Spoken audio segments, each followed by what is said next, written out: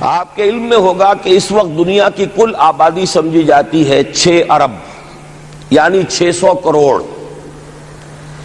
اس میں کم سے کم 120 کروڑ مسلمان ہیں امت مسلمہ. گویا کہ ہر 5واں انسان جو ہے دنیا میں وہ حضور صلی اللہ علیہ وسلم کا کلمہ پڑھتا ہے. اتنی بڑی تعداد.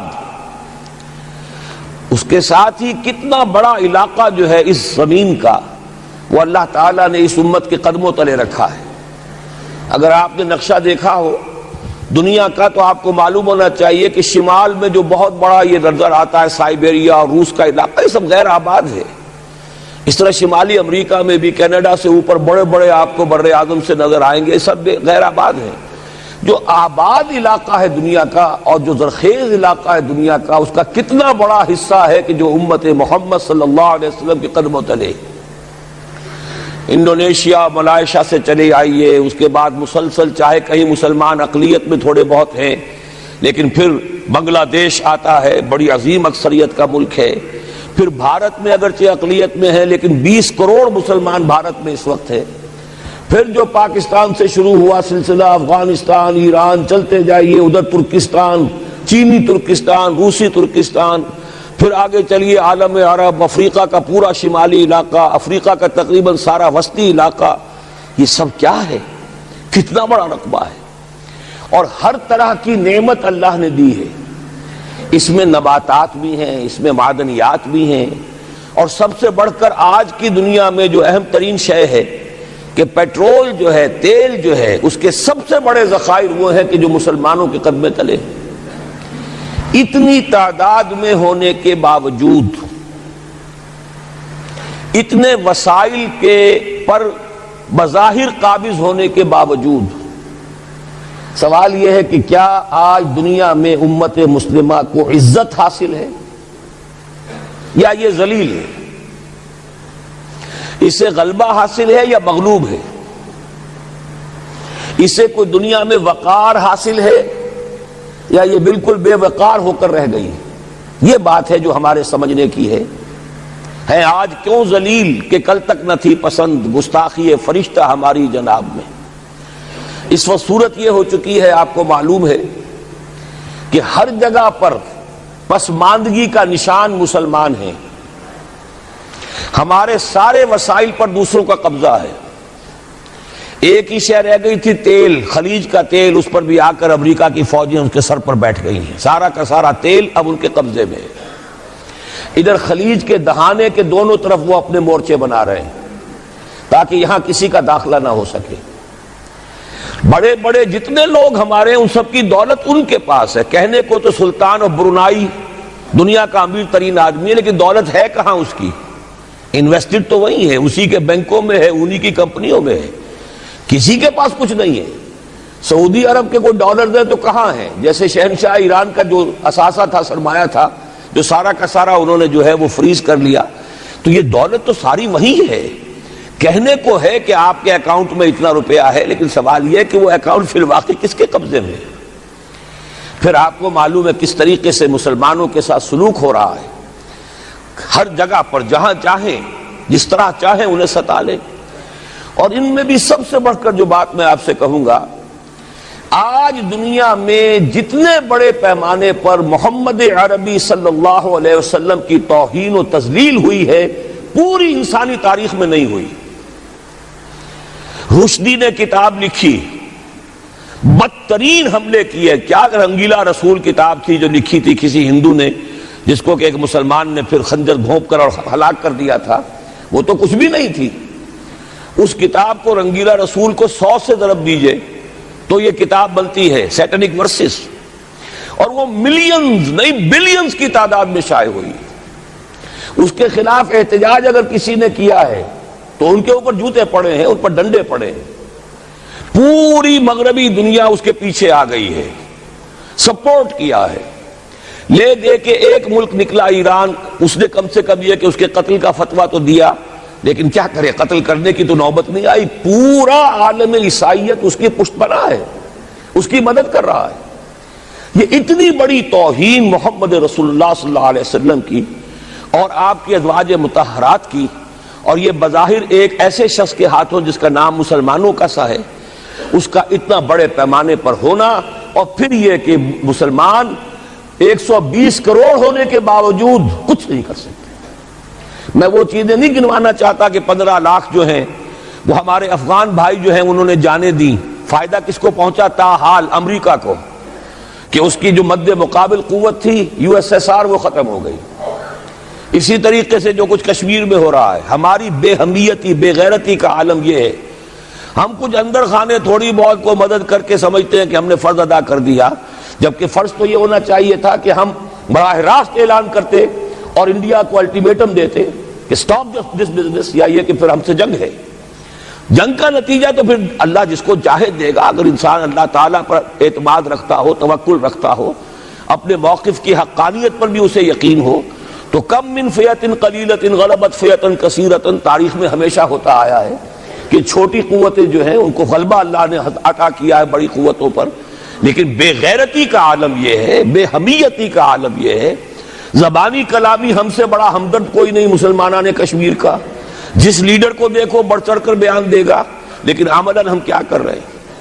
یہ ساری صورتحال جو میں نے آپ کو بتائی ہے، ویسے تو اب یہ کہ اگر اس میں ایک خاکہ سا میں نے آپ کے سامنے رکھا ہے، اس میں رنگ بھروں تو ظاہر ہے کہ یہ پورا گھنٹہ اسی میں لگ جائے گا، لیکن جو اس کا اصل لب لباب ہے وہ یہ ہے کہ ہم اپنی جگہ بڑے خوش ہیں کہ ہم امت مرحوم ہیں، ہم تو امت محمد ہیں صلی اللہ علیہ وسلم، ہم تو اللہ کے پیارے ہیں، ہم اللہ کے لاڈلے ہیں، ہمیں اللہ کی شفاعت، ہمیں اللہ کے رسول کی شفاعت بھی ملے گی، جنت تو گویا کہ ہمارا پیدائشی مقام ہے۔ یہ سارے جو بھی ہمارے ذہنوں کے اندر ہیں خیالات، اور یہ جو ہمارے من گھڑت عقائد ہیں، آپ سوچئے کہ جب ہم جو آبجیکٹیو کنڈیشنز ہیں، گیون کنڈیشنز ہیں، جو سامنے کے حالات ہیں، ان سے جب تقابل کرتے تو معاملہ بہت مختلف ہے۔ یہ کیوں ہے؟ اصل میں سوال جب تک آپ اپنے سامنے نہیں رکھیں گے، اس کا جواب جو ہے اب اس پر غور کیجئے، کیوں ہے؟ کیا اللہ تعالیٰ کو محمد الرسول اللہ کی عزت و حرمت پیاری نہیں ہے؟ کیا محمد الرسول اللہ اللہ کے پیارے نہیں ہیں، حبیب رب العالمین نہیں ہے؟ کیا اللہ تعالیٰ کو کفار سے زیادہ محبت ہے؟ کیا وجہ ہے؟ رحمتیں ہیں تیری اغیار کے کاشانوں پر، اور برف گرتی ہے تو بیچارے مسلمانوں پر۔ سائنس میں وہ آگے ہیں، مالیات پر ان کا شکنجہ کسا ہوا ہے پوری دنیا پر، تہذیب ان کی ہے، تمدن ان کا ہے، ہم تو ان کے کیمپ فالوورز ہیں، نقش قدم پر چل رہے ہیں، ہم تو ان کی صرف یہ کہ نقالی کر رہے ہیں۔ تو سوچئے وجہ کیا ہے؟ کیا اللہ کو کفر زیادہ پسند ہے اسلام سے؟ کیا اللہ کو محمد الرسول اللہ صلی اللہ علیہ وسلم کی عزت و حرمت کا کوئی خیال نہیں؟ سوچنے کی بات ہے۔ ظاہر بات ہے کہ ان سوالات کا جواب تو ہاں میں آپ نہیں دے سکتے، یقیناً ایسا نہیں ہے۔ بہرحال وہ کافر ہیں، وہ اللہ کو نہیں مانتے، اللہ کے رسول کو نہیں مانتے، چلیے اللہ کو کسی نام سے مان لیا، گاڈ کہہ دیا، لیکن اللہ کے رسول کو تو نہیں مانتے۔ ایمان کا سارا دار و مدار تو رسالت پر ہے، اللہ کے اس کلام کو تو نہیں مانتے، اور اس کے باوجود ان کے لیے عزت ہے، رحمتیں ہیں تیری اغیار کے کاشانوں پر، برف گرتی ہے تو بیچارے مسلمانوں پر۔ یہ ایک لمحہ فکریہ ہے، یہ سوچنے کی بات ہے کہ ایسا کیوں ہے۔ اس کا جو جواب میں آپ کو دوں گا وہ ذرا سا کڑوا جواب ہے، نوارا تلخ ترمیزن چو ذوق نغمہ کمیابی۔ بات کہنی پڑتی ہے، جب تک کہ کڑوی بات کہی نہ جائے، حقائق کو دیکھنے کی جرت پیدا نہ کی جائے، مواجہہ نہ کیا جائے، فیکٹس کو فیس نہ کیا جائے، اس وقت تک بات صحیح نہیں ہوگی، اور نہ ہم صحیح تشخیص کر سکیں گے، نہ صحیح تجویز کی طرف ہمارا ذہن منتقل ہوگا۔ میں بہت سخت بات کہہ رہا ہوں، آج آسمان کے نیچے اس زمین پر عذاب الہی میں گرفتار امت مسلمہ ہے۔ بالفعل آج ہم امت مرحومہ نہیں ہیں، رحمت والی امت نہیں ہے، امت معذبہ ہیں، آج ہم پر اللہ کا عذاب ہے۔ وہ کیوں ہے؟ دیکھیے اللہ کا قانون یہ ہے، اور یہ اللہ کی سنت ہے، میں نے اپنی ایک کتاب میں اس پر مفصل بہت مضمون لکھا ہے، قرآن کا قانون عذاب۔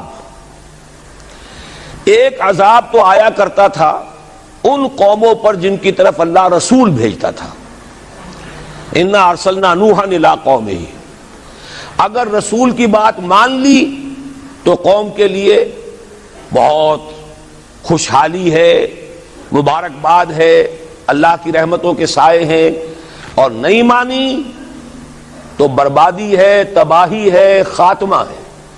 پوری قوم نوح غرق کر دی گئی، پوری قوم عاد ختم کر دی گئی، حضرت ہود کو نہیں مانا۔ پوری قوم سمود ختم کر دی گئی، حضرت صالح کو نہیں مانا۔ عمورہ اور صدوم کی بستیاں ختم کر دی گئی، حضرت لوط کو نہیں مانا۔ آل فرعون غرق کر دیے گئے، حضرت موسیٰ کو نہیں مانا۔ مدین کے علاقے کو تباہ کر دیا گیا، حضرت شعیب کو نہیں مانا۔ یہ بات سمجھ میں آ گئی؟ لیکن جب سے نبوت اور رسالت کا سلسلہ ختم ہوا، اس قسم کا عذاب اب دنیا میں نہیں آ سکتا۔ وَمَا كُنَّا مُعَذِّبِينَ حَتَّى نَبْعَثَ رَسُولًا، ایسا عذاب ہم نہیں بھیجتے رہے جب تک کہ رسول کو نہ بھیج دیں۔ رسول آ گیا، اس نے حق کو بیان کر دیا، بات کو کھول کھول کر مبرہن کر دیا، ہر چیز واضح کر دی، کوئی مغالطے کا امکان نہ رہا۔ جاء الحق وزهق الباطل، ہر شے جو ہے دودھ کا دودھ، پانی کا پانی جدا ہو گیا۔ اب بھی جس نے نہیں مانا تو معلوم ہوا اس میں کوئی خیر نہیں ہے، اب خیر کا فقدان ہے۔ تو اس قوم کو جیسے کہ آپ باغ کے اندر جھاڑو دے کر جب کوئی آندھی چلے تو پتے گرے ہوئے ہوتے ہیں، ان پتوں کو ایک جگہ جمع کر کے دیاسلائی دکھا دیتے ہیں تاکہ یہ پتے جو ہیں یہاں پر بدزیبی کا ذریعہ نہ بنے، تو پوری قوم ہلاک، کأن لم یغنوا فیہا، ایسے ہو گئے جیسے تھے ہی نہیں۔ یہ عذاب اب نہیں آئے گا، اس لیے کہ آخری نبی، آخری رسول محمد الرسول اللہ صلی اللہ علیہ وسلم۔ اب آج جو عذاب آتا ہے، دیکھیے کافروں کے لیے عذاب اصل میں آخرت میں ہے۔ دار العذاب، دار الجزا، وہ تو آخرت ہے، یہ تو دار الامتحان ہے۔ اب جو عذاب آتا ہے وہ اس قوم پر جو ہو تو حامل کتاب الہی، شریعت خداوندی کی کسٹوڈین، اللہ کے رسول کی نام لیوا، اس کے ساتھ عشق کا دعویٰ کرنے والی، عمل اس کے برعکس ہو۔ حالانکہ اللہ نے اگر اسے وہ مقام دیا، اللہ نے اس کی طرف رسول بھیجا اور اسے رسول کے امتی بننے کا شرف عطا کیا، اسے اپنا کلام دیا، کتاب دی، اسے اپنی شریعت دی، تو کس لیے دی؟ تاکہ اس پر خود بھی عمل کریں، اسے دوسروں تک بھی پہنچائیں۔ وہ گویا کہ اس روئے ارضی پر وہ امت، وہ قوم اللہ کی نمائندہ قوم ہوتی ہے، ریپرزنٹیٹو ہوتی ہے۔ اے انسانوں، ہمارے پاس ہے تمہارے خالق اور مالک اور پروردگار کا قانون، ہمارے پاس ہے اس کی ہدایت، ہمارے پاس ہے اس کی کتاب، ہمارے پاس ہے اس کے رسول کا اسوہ۔ آؤ ہماری طرف، ہمیں جانچو، ہمیں پرکھو، ہمیں دیکھو، ہم واقعتاً اسی کتاب کے مطابق چل رہے ہیں نا؟ دیکھ لو ہم جو کہتے ہیں وہی کرتے ہیں نا؟ وہی بات تو نہیں ہے کہ لما تقولون ما لا تفعلون، کبر مقتا عند اللہ ان تقولوا ما لا تفعلون۔ آؤ دیکھو ہم نے اس کتاب کے مطابق، اللہ کی ہدایت کے مطابق کیسا اچھا معاشرہ بنایا ہے، کیسا انصاف ہے، کیسا امن ہے، کیسا بھائی چارہ ہے، کیسی اخوت ہے۔ آؤ دیکھو ہمارے ہاں تقسیم دولت کا نظام کتنا صحیح ہے۔ ایسا نہیں ہے کہ کوئی جو ہے اسے دولت کی بدہضمی ہو رہی ہو اور کوئی وہ ہے کہ جو بھوکا مر رہا ہو، ایسا نہیں ہے۔